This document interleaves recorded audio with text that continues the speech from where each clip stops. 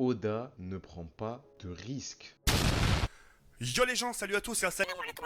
Alors oui, malgré que One Piece soit mon manga favori, mon manga all-time, le numéro 1, il y a tout de même deux gros défauts de l'œuvre qui commencent beaucoup trop à se faire ressentir ces derniers temps. Surtout depuis Wano. Le manque de tension et les morts. Alors oui, Oda, c'est une décision de sa part, car il n'aime pas faire mourir ses personnages, mais au bout d'un moment, si tu veux que ton histoire transmette plus d'émotions, il va falloir revoir quelque chose. Par exemple, à Onigashima, ne pas faire mourir Kinemon, c'est une grosse erreur. Ça aurait déjà rajouté plus d'impact à cet arc. Les seuls morts de cet arc sont Izo, un random du CP9 et Ashura Doji. Si on prend l'arc en lui-même, avec tous les personnages qu'il y a, finalement c'est trois randoms qui sont morts. Who the fuck is that guy? Alors que c'est censé être la guerre contre la créature la plus forte du monde et Big Mom, deux Yonko qu'on nous tease depuis le début de l'œuvre. Je commence même à avoir un petit peu peur pour le traitement de Barbe Noire pour la suite. Parce que si déjà Kaido et Big Mom, deux Yonko, je le rappelle qu'on utilise depuis le début, ont eu ce traitement-là, Barbe Noire, j'ai super peur. J'espère vraiment que la guerre contre Barbe Noire ne sera pas du tout comme Onigashima. J'espère vraiment qu'elle aura beaucoup plus de morts et beaucoup plus d'impact émotionnel.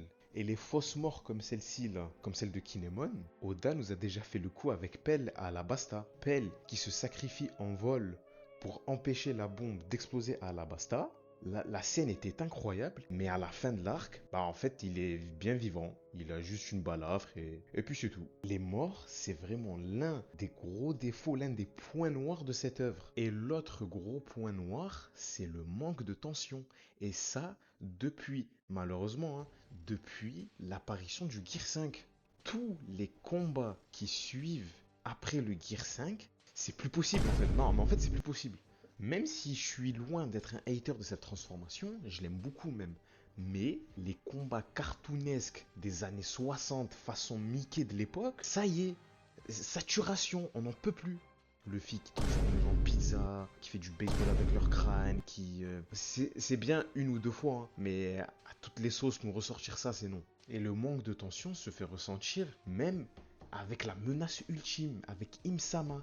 Bon, même si avec le dernier chapitre, j'ose espérer qu'Oda a enfin compris et va changer un petit peu ça, mais sinon avant ça, les précédents chapitres avec Im, le palmarès est catastrophique. Normalement, Im, quand il apparaît, quand il est introduit, direct, il doit y avoir de la tension. Directement, il doit installer un climat de terreur. Dès son apparition, Im coupe les doigts de Gerd, une géante, mais finalement se fait recoller les doigts juste après par Chopper. Même ça, Oda a réussi à l'enlever. Et pourtant, couper les doigts, c'est pas le moment marquant du siècle. Même ça, tu n'arrives pas à le garder. Pourquoi? Au vu du dernier chapitre, j'ose espérer que Oda a enfin compris. Parce que le dernier chapitre, pour le coup, il a eu un petit impact. Le fils se fait quand même torturer pendant tout le chapitre. Mais j'espère que le prochain chapitre, il va pas se régénérer en mangeant un poulet. Et juste après, il reva se péta contre lui. Oda, fais gaffe à toi, mon gars. Je te surveille.